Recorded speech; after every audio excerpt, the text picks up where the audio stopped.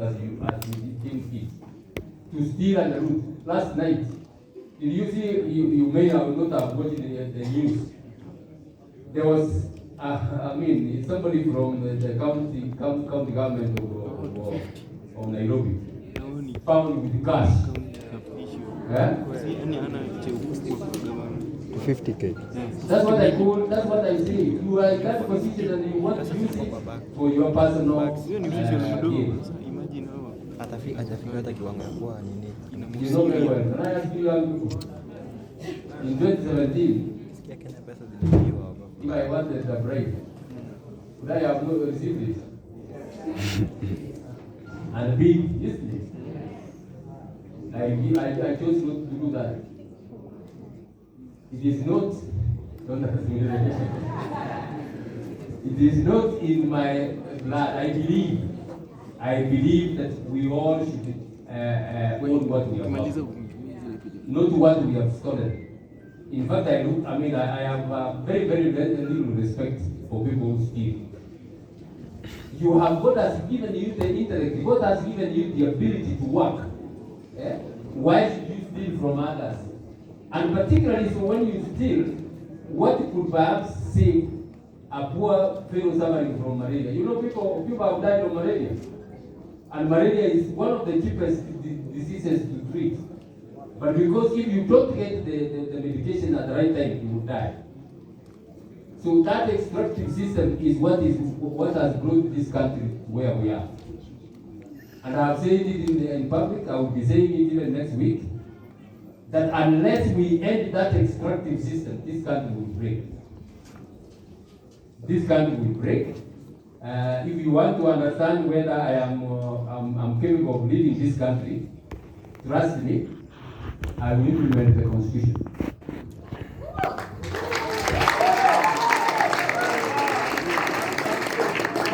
I believe, not because I am a lawyer, but when I have looked at, the leadership as a whole, if you don't follow the laws that you have passed, you will end up in anarchy.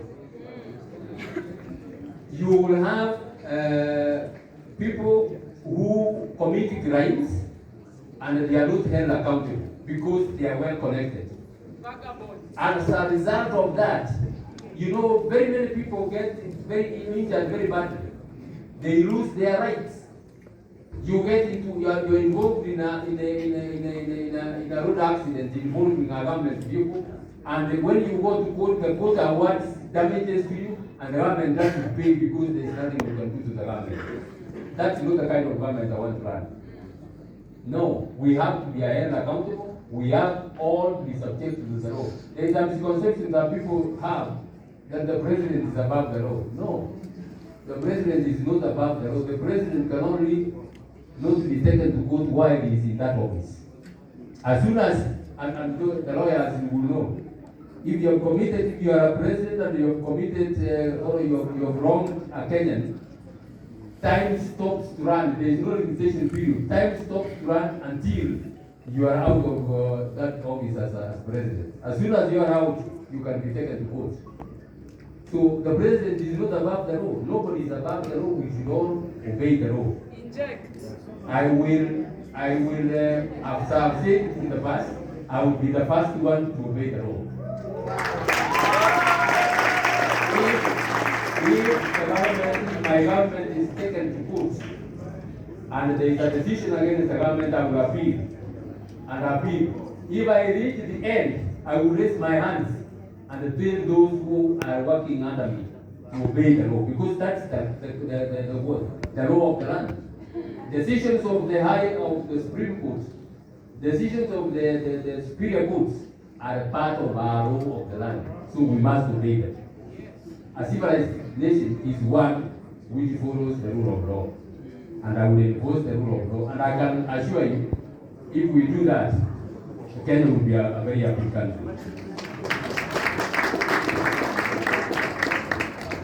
You have said, you have talked about the corruption which is entrenched, and you are wondering whether or not there will be a change within our lifetime.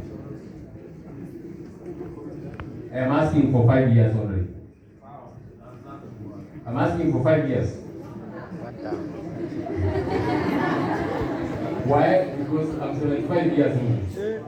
I'm 75 years old. I just want 5 years to work with you people. We set Kenya on a governance structure.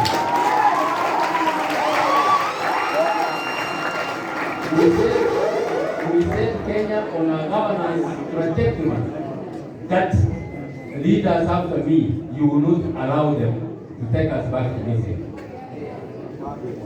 You will not allow them to take us back to Misiri. We have, you know, people, we are a great nation. This country is great. I have traveled widely. I have gone to very many African countries. One time I was in West Africa and I almost created a sphere. People were coming to see this EJ who can run by, the election of a sitting president and they still alive.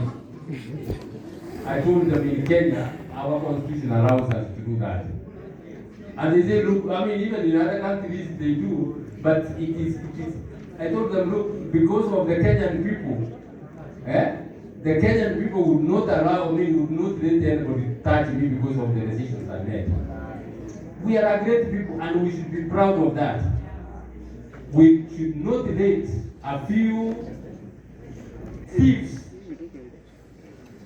to throw us into the state where we are. As I start right to, of the right to vote, you would have done nothing. And then you would have been a great betrayal to the country you live in, the country you want changes to be made. I trust I'm capable of running a government. I will be there. What I have, my mind is very clear. I'm a lawyer. I can't purport to do medical work. I can't purport to do technical what? Subjects, all reading that. I will get competent Kenyans, and we have very many of them. We have a surplus. Get them in institutions. Give those institutions the independence they require. And demand results from those people I have put in places. And I am assured, I can tell you that I have talked with very many Kenyans, lecturers and even doctors. They will be too happy to perform their duties if they are given the leeway, if they are not being micromanaged from State House. If I give you a position, madam, I will not micromanage you, but I will demand results from you. If you come and you want to be with me and you want to corruption, I will tell you, my friend, get out there. We have very many Kenyans who are capable of occupying these positions. We have very many young Kenyans who are capable of occupying these positions.